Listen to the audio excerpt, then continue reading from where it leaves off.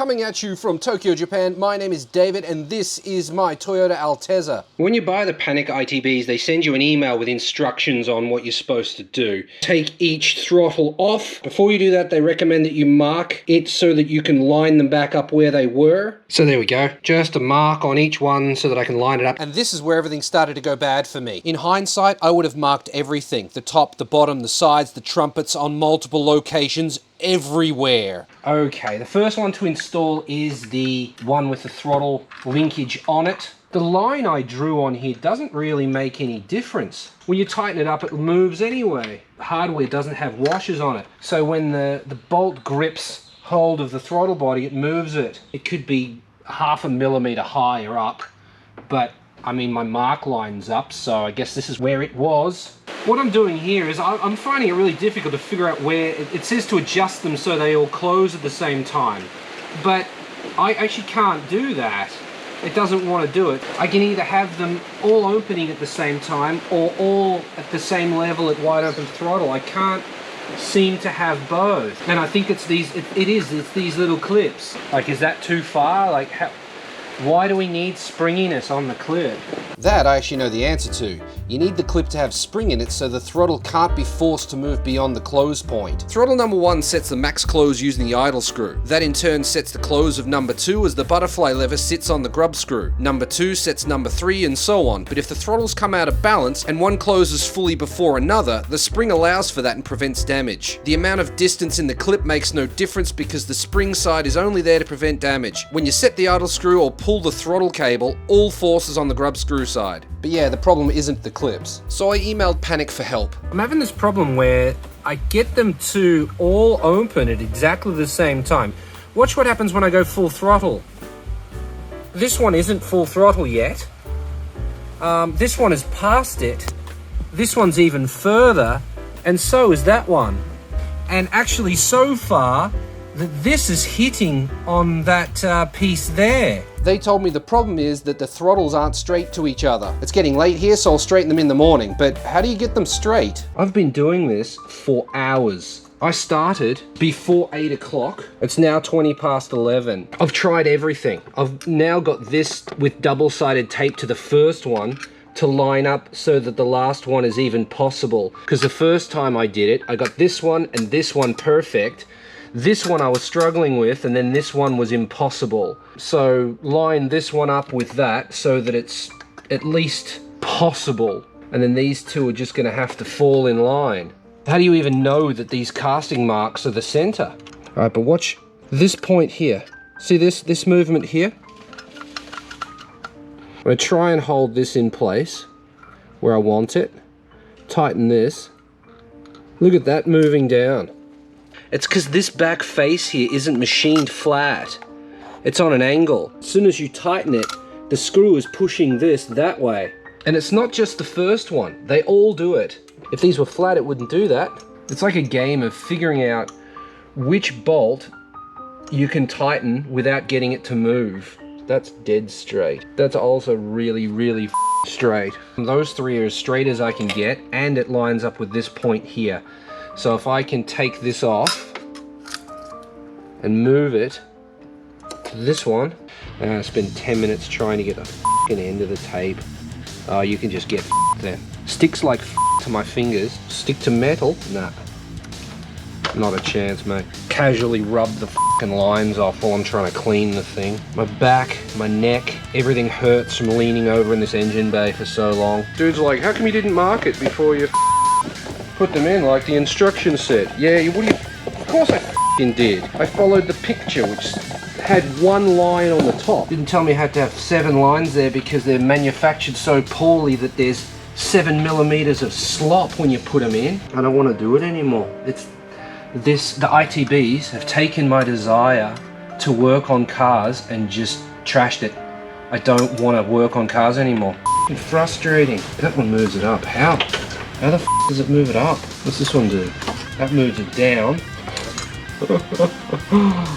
F***ing rat shit. Nobody in the history of these things' existence has ever spent this long setting them up. Nobody will have used a torque wrench. What's the point of shipping them already put together so you can mark it? Why don't you mark it? Where are your marks?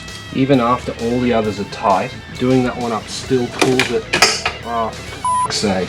I want to like take them off and sand them flat, or at least give them predictable angles. Wife's like wedge something in there so it can't move. She might be onto something there, you know. I'm calling that done. That's as straight as I'm ever gonna get it. So my advice is to, which isn't in the instructions, is to pull this so that they touch before you bother trying to get this on. Otherwise, you're gonna have a bad time. Then you want to load it into your Allen key before attempting this. Ooh, that's spot on there. Holy shit. Yep. Okay, so it seems he was right. If you don't have them straight, you won't be able to get them to all open at the same time. That's pretty damn good. It was just the fact that they were crooked. This one actually closes more. Maybe we are going to get the same problem as before. Yeah, look at that. All perfect. And they all close it. Maybe the end one's closing first. At this point, I'm honestly not sure how much of this I've shown you, but I'm having a lot of trouble to do with when the throttle opens and closes and not being able to keep them balanced. They go out of balance all the time. I've contacted Panic a bunch of times and the answer is always that you've got them out of alignment, meaning they're not straight. They claim to be able to set them up by eye. I did that, no change. I taped rulers to the front of them and lined up with these casting marks. That's apparently not close enough because no change. So I'm going this method.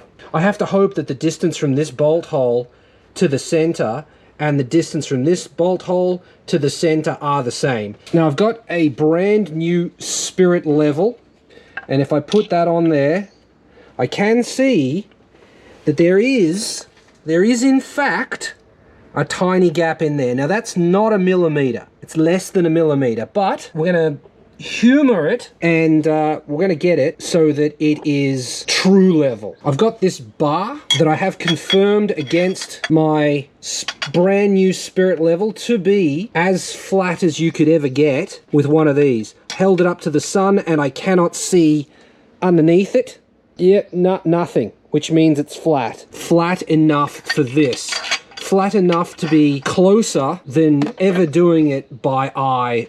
So what I'm going to do here is loosen these off so they're floating, zip tie the crap out of them onto this so that it can't move, they are perfectly square, and then do them up with this attached. And that should ensure be no more discussion of, oh, they're crooked. These are the bolts I'm using.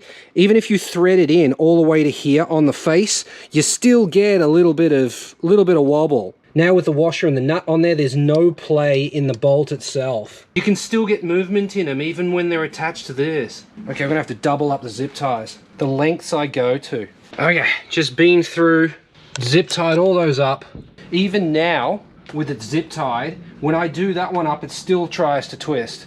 It's incredible. The zip ties aren't enough. Okay, that didn't work. All of this is caused by these back faces not being flat. Here's a good close-up of the issue. You can see here where the bolt's dug in because this area is higher than here. Like, it hasn't even touched there.